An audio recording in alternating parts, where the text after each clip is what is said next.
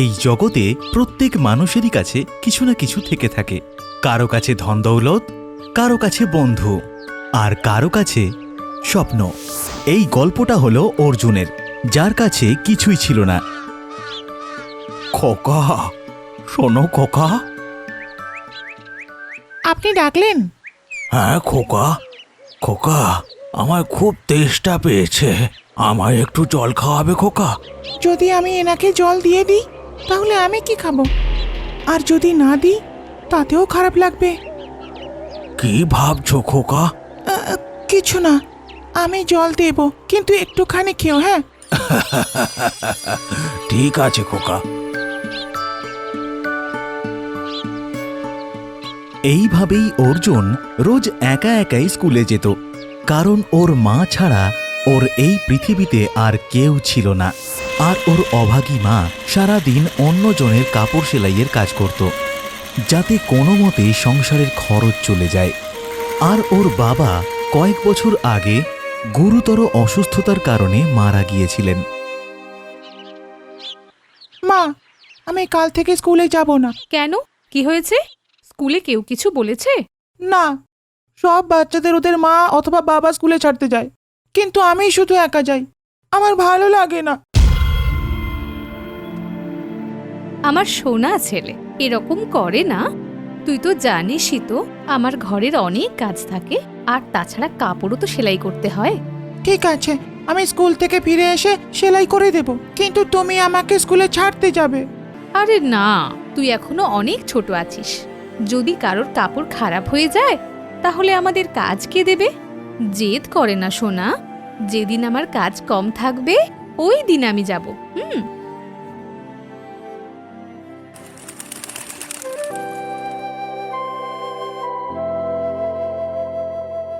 জানো মা, বাবলুর জন্মদিনে ওর বাবা মা ওকে একটা নতুন সাইকেল গিফট করেছে।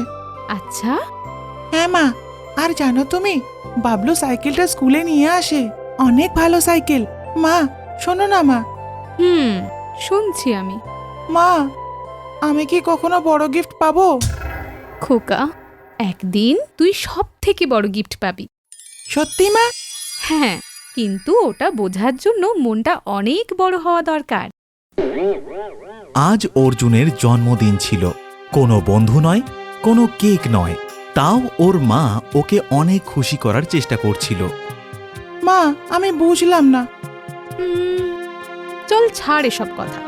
আজ তোর জন্মদিন, তাই আমি তোর জন্য বিশেষ কিছু বানিয়েছি। তুই দাঁড়া, আমি এক্ষুনি আনছি।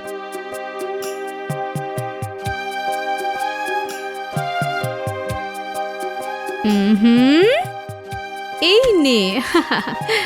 হালুয়া, এটা তো আমি খুব ভালোবাসি। আর একটা গিফটও আছে। গিফট?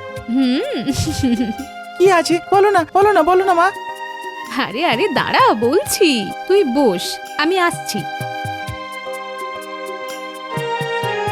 এই নে। বাক্স? এটা এটা তো খালি। খোকা, হতে পারে এটা দেখতে খালি মনে হচ্ছে, কিন্তু আসলে এটা খালি নয়। তাহলে এতে কি আছে মা? সব কিছু আছে, শুধু অনুভব করতে শেখো। অনুভব করব? মানে যদি আমি যা অনুভব করি এই খালি বাক্সতে তাই পাবো? না সোনা, কিন্তু যেই জিনিসগুলো আমাদের কাছে নেই, যদি আমরা ওগুলো অনুভব করি তাহলে ওই জিনিসগুলো আমাদের কাছে না থাকার কোনো অনুভূতিই হবে না। সেটা যা কিছু হতে পারে।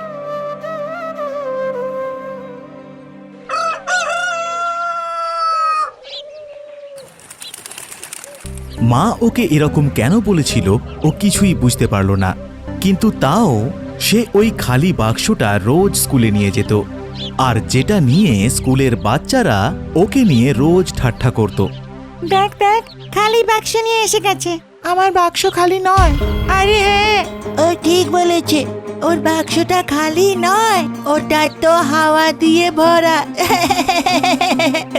খালি বাক্স, খালি খালি বাক্স, খালি খালি বাক্স। বাক্স, খালি বাক্স। অর্জুন দুঃখী হয়ে গেল, আর ওর প্রচুর রাগও হচ্ছিল। কিন্তু ওর মা ওকে বলতো ভালো ছেলেরা ঝগড়া মারামারি করে না। এই জন্যে ও কিছু না বলে ওখান থেকে চলে গেল। ও গিয়ে একটা বেঞ্চে এক কোণে বসে চুপচাপ ভাবতে শুরু করলো। মা আমাকে এই বাক্সটা কেন দিয়েছে? সবাই আমাকে নিয়ে ঠাট্টা করে। খালি বাক্স কি করে ভর্তি হতে পারে? কিন্তু মা বলেছিল এটা ভর্তি আছে, শুধু অনুভব করতে শেখো, অনুভব করতে শেখো। আরে হ্যাঁ, আমি তো ভুলেই গিয়েছিলাম, আমি তো অনুভব করিনি। তারপর ও প্রথমবার অনুভব করার চেষ্টা করলো। প্রথমে একটু অসুবিধা হচ্ছিল, তারপর ওর অভ্যেস হয়ে গিয়েছিল। অর্জুন মনে মনে বলল, এই বাক্সটা খালি নয়, এটা ভর্তি আছে। আমার কাছে সব আছে, আমার সাইকেল আছে, বন্ধু আছে, সব আছে। তারপর আস্তে আস্তে ওই জিনিসগুলোকে অনুভব করতে লাগলো যেগুলো ওর কাছে ছিল না। যেমন ওর কাছে সাইকেল ছিল না, কিন্তু ও অনুভব করলো যে ওর কাছে সাইকেল আছে। অর্জুনের ওপর অন্যের কথার প্রভাব ধীরে ধীরে কম হতে লাগলো। এখন ওর নিজের ভিতর থেকে অনেক ভালো লাগতে শুরু করলো, আর ও অন্য কারোর কথার খারাপ ভাবতো না। এরপর স্কুলের বাচ্চারা যখনই ওকে কিছু বলতো, যেমন আমার কাছে সাইকেল আছে বা আমার কাছে নতুন খেলনা আছে, তখন অর্জুনও হেসে বলতো, আমার কাছেও সবকিছু আছে। হতে পারে সেই জিনিসগুলো বাস্তবে ওর কাছে ছিল না, কিন্তু ও ওগুলো অনুভব করতে শিখে গিয়েছিল। একদিন অর্জুন স্কুলে যাচ্ছিল, তখন ও রাস্তায় একজন বয়স্ক মানুষকে দেখল। ওই লোকটিকে অনেক কষ্টে এবং ক্লান্ত লাগছিল। খোকা, খোকা। তুমি আমাকে ডাকলে দাদু? হ্যাঁ খোকা, আমাকে একটু জল খাওয়াবে? খুব জোরে তেষ্টা পেয়েছে। ঠিক আছে দাদু।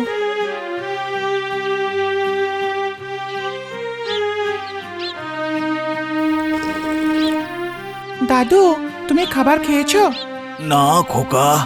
দাদু, তুমি আমার বাড়িতে চলো, আমার মা তোমাকে নিশ্চয়ই কিছু খেতে দেবে। আরে না খোকা, এই বুড়ো মানুষটাকে তুমি জল খাইয়েছো, এই অনেক আমার কাছে। ঠিক আছে দাদু, আমি এই রাস্তা দিয়ে রোজ স্কুলে যাই। তোমার যখনই জল খেতে ইচ্ছা করবে তুমি আমাকে ডেকে নিও। ঠিক আছে খোকা, ভগবান তোমার সর্বদা মঙ্গল করুন। ওই লোকটাকে জল খাওয়াতে পেরে অর্জুনের অনেক ভালো লাগছিল। আস্তে আস্তে অর্জুন পাল্টাতে শুরু করলো, আর ওর জগৎটাও। এখন আর ওর কোনো জিনিসের অভাব মনে হয় না। কিন্তু ওর স্কুলের বাচ্চারা এত সহজে কি ওর পিছন ছাড়ে? এই, তুই মিথ্যে বলছিস, তুই একজন মিথ্যুক। তোর কাছে তো কিছুই নেই। আরে আছে তো, ওই খালি বাক্সটা। না, আমার কাছে সবকিছু আছে। মিথ্যে, মিথ্যে, মিথ্যে, মিথ্যে। কাল যখন আমাদের স্কুলের ছুটি হয়েছিল, তখন আমি তোর পিছন পিছন তোর ঘর পর্যন্ত গিয়েছিলাম। তোরা জানিস আমি কি দেখেছিলাম? কি দেখলি? একটা ভাঙা চোরা ঝুপড়ি, নোংরা জামা কাপড়, আর এর কাছে সাইকেল তো ছাড়, সাইকেলের চাবি পর্যন্ত নেই। হ্যাঁ নেই, কিন্তু আমি অনুভব করতে পারি, তাই আমার কাছে সব আছে। কি? হ্যাঁ? আরে এ তো একটা পাগল রে, পাগল।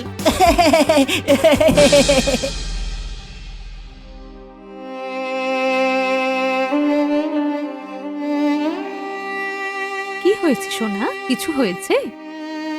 মা, আমার কাছে কিচ্ছু নেই, কিন্তু তুমি বলেছিলে অনুভব করতে শেখো। আমি অনুভবও করেছি, কিন্তু মা, বাস্তবে এগুলো তো সব মিথ্যে। স্কুলের সব বাচ্চারা আমাকে নিয়ে মজা করে। হ্যাঁ সোনা, এটা মিথ্যে কথা। মিথ্যে বলা আলাদা ব্যাপার, আর অনুভব করা আলাদা। যদি আমরা নিজেদের প্রেরণা বাড়ানোর জন্য, আমাদের মনোবল বাড়ানোর জন্য, বা যেই জিনিস আমাদের কাছে নেই ওগুলো অনুভব করার জন্য এরকম করে থাকি, তাহলে এতে কিচ্ছু ভুল নেই। এটা মিথ্যে নয়, এটা আমাদের শক্তি। শক্তি? হ্যাঁ সোনা, শক্তি। আর প্রকৃতিও ওর ওপর সদয় হয় যে ওগুলো অনুভব করতে জানে। যেই দিন তোমার অনুভব করার ক্ষমতা অনেক বেড়ে যাবে, ওই দিন তুমি ওই সব কিছু পাবে যেগুলো তুমি অনুভব করেছিলে।